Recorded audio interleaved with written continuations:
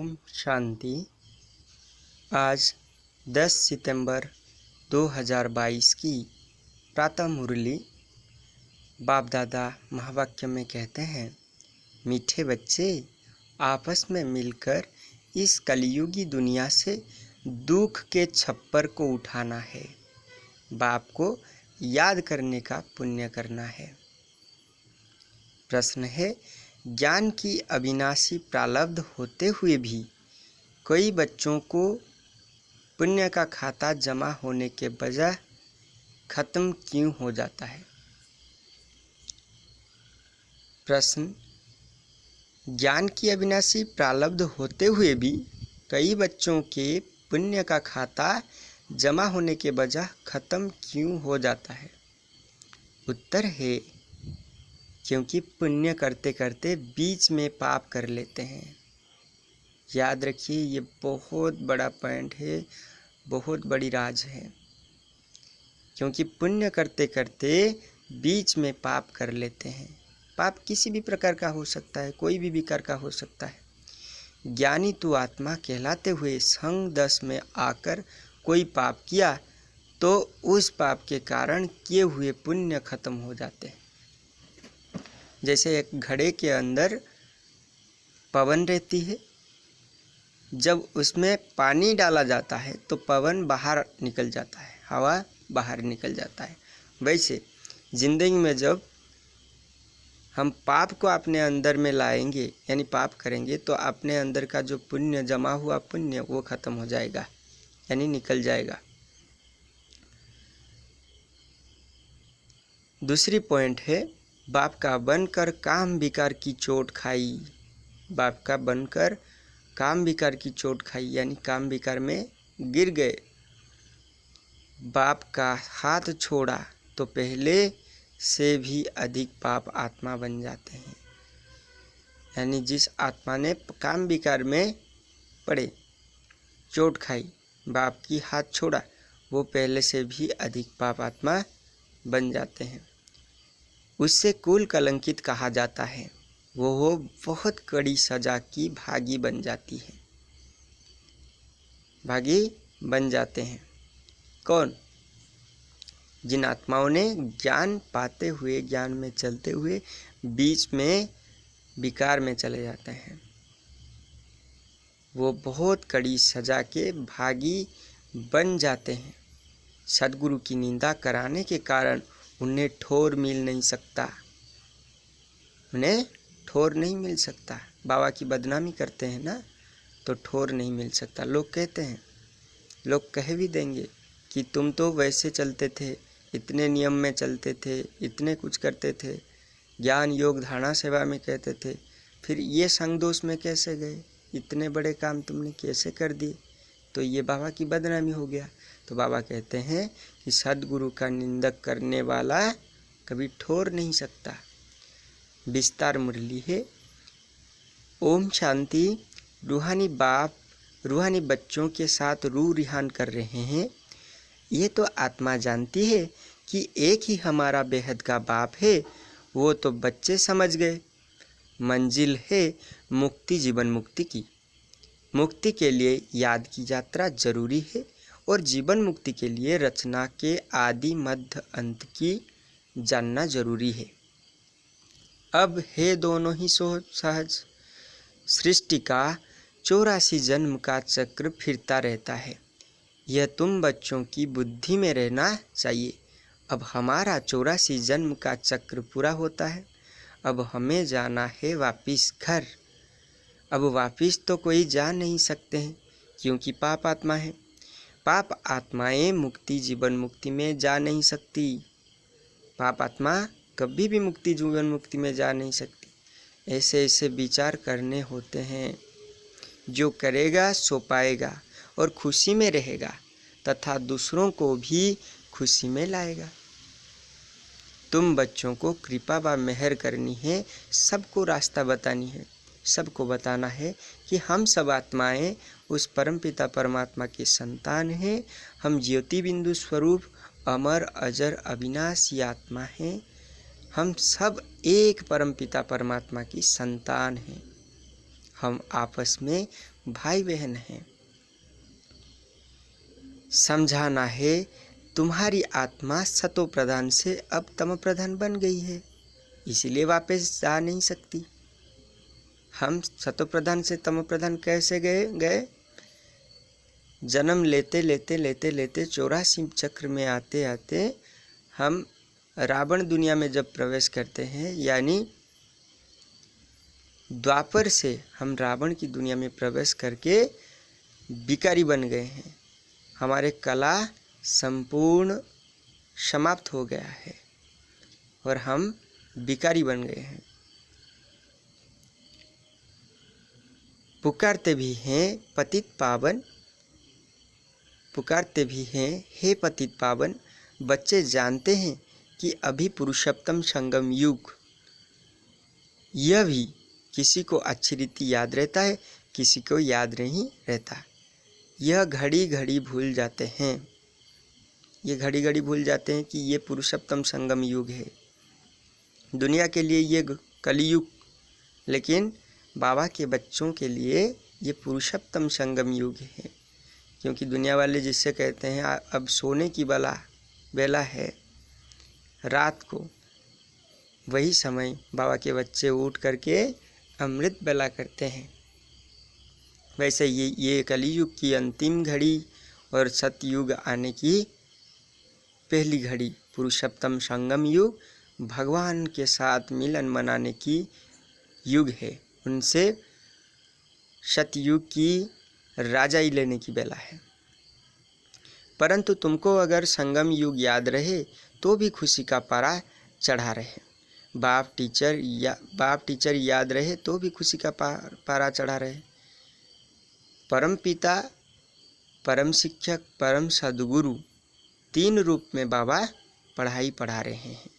तो ये हर समय याद रखना है कि वही परमेश्वर, वही सर्वशक्तिमान अब हमको आकर पढ़ा रहे हैं, वरदान दे रहे हैं, ज्ञान दे रहे हैं।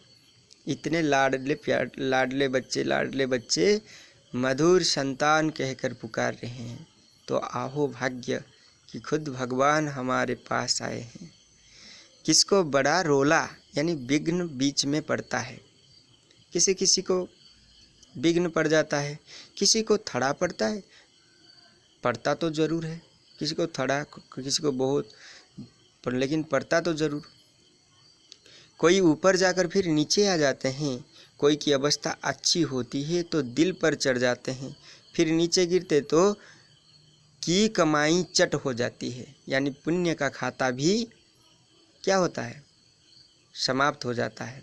जैसे दुनिया में कितना दान पुण्य करते हैं इसीलिए कि पुण्य आत्मा बने, फिर अगर पुण्य करते करते पाप कर्म करने लग पड़ते तो पाप आत्मा बन पड़ते हैं। तुम्हारा पुण्य ही बाप को याद करने में है, हमारा पुण्य किस में है, बाबा को याद करने में है। क्योंकि जितना याद करेंगे उतना भी कर्म भस्म होगा और हमारे अष्ट शक्ति बढ़ेगी और हम सर्वकला शक्ति संपन्न बनेंगे। याद से ही तुम्हारी आत्मा पुण्य आत्मा बनती है। तो अगर बाप को ही भूल जाए, दूसरे का संग लग जाए तो बहुत पाप करने से जो कुछ पुण्य किया वो भी खत्म हो जाता है, जो कुछ पुण्य किए हैं वो भी खत्म हो जाएगा। समझो आज दान पुण्य करते हैं, सेंटर खोलते हैं, कल फिर बेमुख हो जाते हैं तो पहले से भी जास्ती गिर जाते हैं, क्योंकि पाप करते हैं ना, तो वो खाता जमा के बदले ना हो जाता है। पहले बहुत अच्छी सर्विस करते थे, बात मत पूछो, फिर एकदम गिर जाते हैं, शादी कर लेते हैं, पहले से भी जास्ती खराब हो जाते हैं। पाप करने से फिर वो पाप का बोझा चढ़ते जाता है। जमा और ना की जैसी मुरादी यानी कमाल संभाली जाती है ना, जमा किया हुआ, संचय किया हुआ मुरादी यानी जिसको कमाई कहते हैं, उसको संभाली भी जाती है, संभालना भी पड़ता है। परंतु इन बातों को भी कोई समझने वाले ही समझे। पाप भी कोई हल्का कोई बड़ा होता है। काम का सबसे कड़ा क्रोध सेकंड, लोभ उनसे को मह उनसे भी कम नंबरवार होते हैं। काम की चोट खाने से फायदे के बदले नुकसान हो जाता है, क्योंकि सद्गुरु की निंदा कराई तो ठोर पा ना सके, वो दिल से उतर जाएंगे। यानी जिन आत्मा ने बाबा के दिल में बैठे हैं, दिल तख्त नशीन बने हैं, वो भी दिल से उतर जाएंगे। बाबा का बनकर बाप को छोड़ देते हैं, फिर उनके कर्म पर भी होता है, फिर उसके कर्म पर भी होता है। कारण क्या? चल ना सका। अक्सर करके काम की चोट जास्ती लगती है, यही मुख्य दुश्मन है। कब सुना क्रोध की एफिजी जलाई? नहीं, कामी की बनाते हैं। रावण ठहरा ना। बाप कहते हैं काम पर जीत पाने से जगत जीत बनेंगे। बाबा कहते हैं ना, काम जीत सो जगत जीत।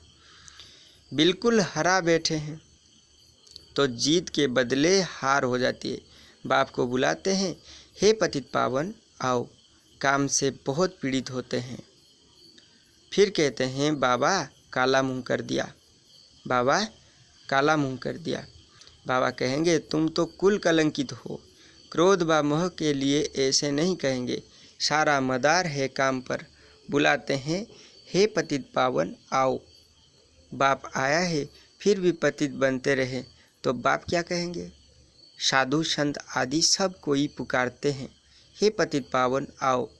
अर्थ कोई नहीं समझते, कोई मानते नहीं कि हाँ आने वाला है जो नई दुनिया स्थापन करेंगे, परंतु टाइम बहुत लंबा दे देने से घर अंधेरे में गिर पड़ते हैं। कोई कहते हैं 40,000 वर्ष बाकी है, 40 लाख वर्ष बाकी है। हाँ, ज्ञानी और अज्ञान है ना, ज्ञान और अज्ञान है ना। तो हम जब ज्ञान में चलते हैं, बाबा हमको ज्ञान देते हैं तो समझ जाते हैं, लेकिन जो आत्माएं अभी तक अज्ञान में हैं उनको समझ में कैसे आए? बाप समझाते हैं, भक्ति में तुम जिसकी पूजा करते हो उससे जानते नहीं तो वह भक्ति किस काम की? न जानने के कारण जो कुछ करते हो वो निष्फल हो जाता है। मनुष्य समझते हैं दान पुण्य करने से फल मिलता है, परंतु वो है अल्पकाल के लिए, काग बिष्टा समान के सुख। सन्यासी भी कहते हैं यह दुनिया में जो सुख मिलता है वो काग बिष्टा समान है, बाकी सब दुख ही दुख है। बाप कहते हैं मामेकम याद करो तो तुम्हारे सब दुख दूर हो जाएंगे। गीता में कहा गया है ना, सर्वधर्मान परित्यज्य मामेकम शरणम व्रज अहम त्वा सर्व पापेभ्यो मखयसामि मा शुचे। अर्थात देह के सारे धर्म को, यानी काम क्रोध लोभ मोह अहंकार को मेरे पास अर्पण कर दो और मेरे शरण में आ जाओ तो मैं तुम्हें हर पाप से मुक्ति दिला दूंगा।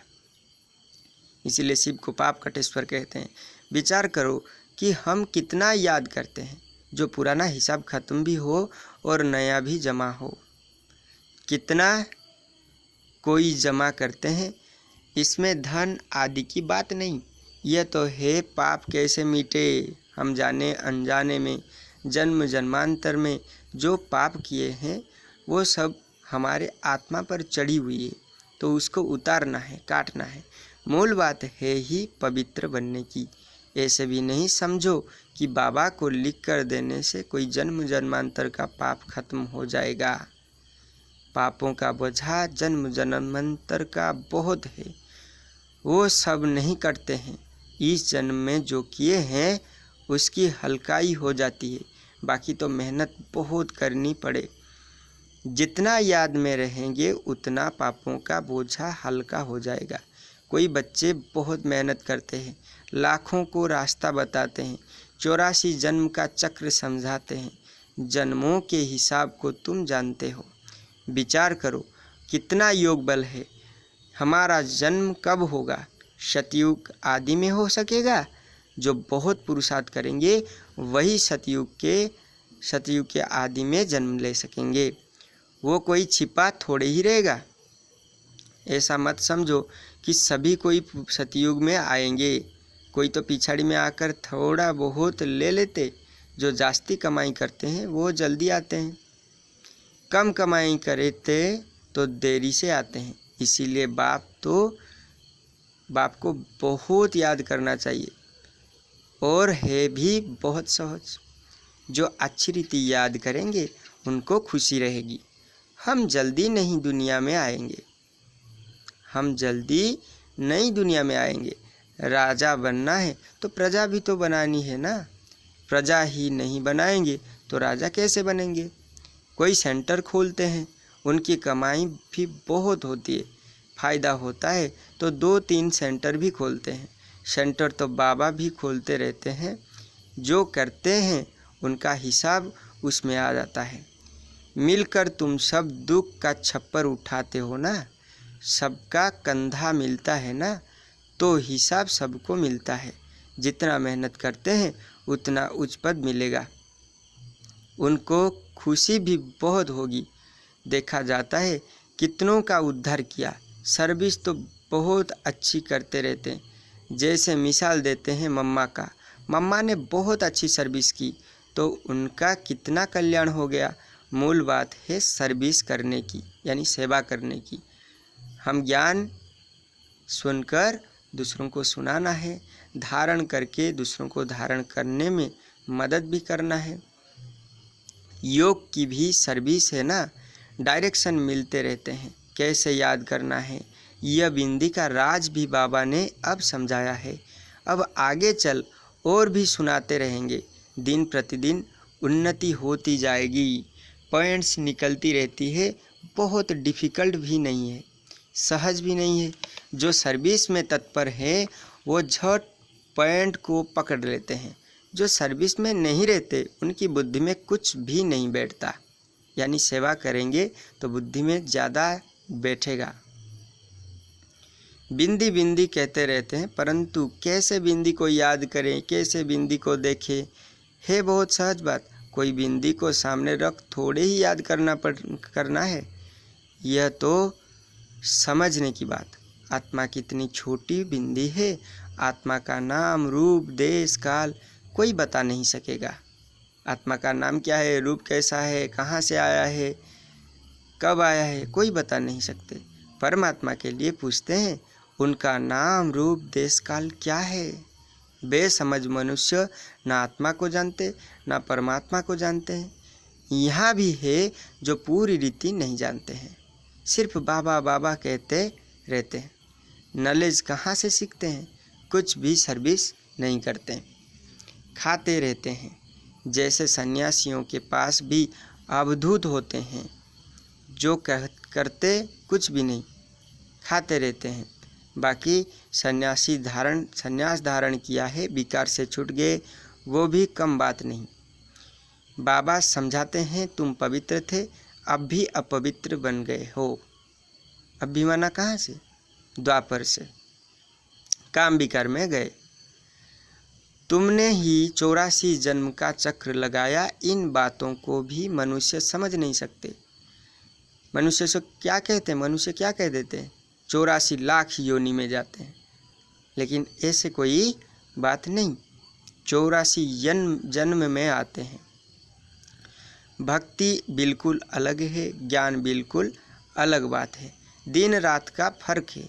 तुम जानते हो हमको पुरुषार्थ से लक्ष्मी नारायण जैसा बनना है तो श्रीमत पर पूरा चलना है। मेहनत तो है, बाकी यह बीमारी आदि तो चलती रहेगी। यह निशानी अंत तक दिखाई देगी। बीमारी क्यों होती है, विकर्म से बीमारी की उत्पत्ति होती है। यानी पाप रूपी बीज द्वारा बीमार रूप की जो पेड़ उगती है।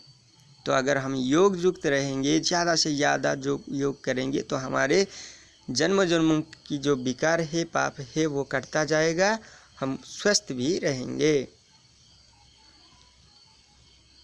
यह निशानी अंत तक दिखाई देगी, फिर गुम हो जाती है, फिर कोई दुख नहीं रहेगा।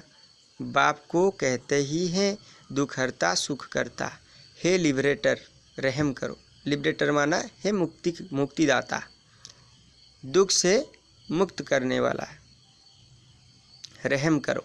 तो फिर सब दुख से छूट जाते हैं। दुख में ही मनुष्य बहुत सिमरन करते हैं, हे प्रभु, हे राम। दुख के टाइम सब कहेंगे भगवान को याद करो, परंतु भगवान कौन है ये कोई नहीं जानते। सिर्फ कहेंगे गॉड फादर को याद करो, खुदा को याद करो। तो क्या करना है, बाबा कहते हैं खुद को जानो और खुदा को याद करो, यानी खुद को पहचानो। हम खुद एक आत्मा है और उस खुदा यानी परमात्मा भी ज्योति बिंदु स्वरूप है, उनको याद करो। तुम तो अच्छी रीति जानते हो वो हमारा बाप है, बाप ही सिखलाते हैं अपने को आत्मा समझ मुझे याद करो। भक्ति मार्ग में ऐसे कहेंगे क्या कि अपने को आत्मा समझ बाप को याद करो? नहीं, कितने प्रकार की अथाह भक्ति है, ज्ञान एक ही है। समझते हैं भक्ति से भगवान मिलेगा। भक्ति कब से शुरू होती है, कौन जास्ती भक्ति करता है, ये किसी को पता नहीं है। क्या अजून 40,000 वर्ष भक्ति ही करते रहेंगे? कहाँ तक भक्ति करेंगे? अभी तुम जानते हो इतना समय भक्ति चलती है, इतना ज्ञान समय चलता है। भक्तों को पता नहीं चलता, उन्हों को समझाने के लिए ही इतनी प्रदर्शनी आदि करते हैं। प्रदर्शनी में भी कोटों में कोई निकलते हैं, आगे चल कर के और निकलेंगे। यहाँ भी कितने ढेर आते हैं। तुम कितने थोड़े हो जो सच्चे ब्राह्मण पवित्र रहते हो, जो रेगुलर हो वो आवे, परंतु यह भी हिसाब निकाल ना सकें कि सच्चे ब्राह्मण कितने हैं। बहुत झूठे भी हैं। ब्राह्मणों का काम ही है कथा सुनाना। बाबा भी कथा सुनाते रहते हैं ना, तुमको भी कथा सुनानी है। जथा बाप तथा बच्चे, बच्चों का काम ही है गीता सुनाना, परंतु सब कहाँ सुनाते हैं? तुम जानते हो ज्ञान की पुस्तक ही है गीता, वो है सर्वशास्त्रमयी शिरोमणि गीता। उसमें सब आ गया है, गीता में सब आ गया है। माई बाप है गीता, बाप ही आकर सबकी सदगति करते हैं। ये भी लिख सकते हो कि शिव बाबा की जयंती ही हीरे तुल्य है, बाप की सबकी जयंतियाँ कोड़ी तुल्य है। बाप को तो सब याद करते हैं। कलियुगी मनुष्य सतयुगी देवताओं की पूजा करते हैं। उन्हों को ऐसे बनाने वाला कौन है, यानी देवताओं को बनाने वाला कौन है? एक बाप। परंतु यह भी समझा वो सकेंगे जो अच्छी रीति समझते हैं। कायदे मुजीब कोई समझाते नहीं। बाबा कहते हैं हमारे कोई बच्चे हैं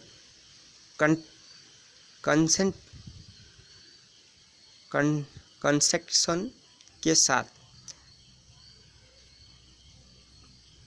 डिसकनेक्शन भी करते हैं, माना बाबा के साथ जोड़ भी देते हैं और बाबा के साथ तोड़ भी देते हैं, डिसकनेक्शन भी करते हैं।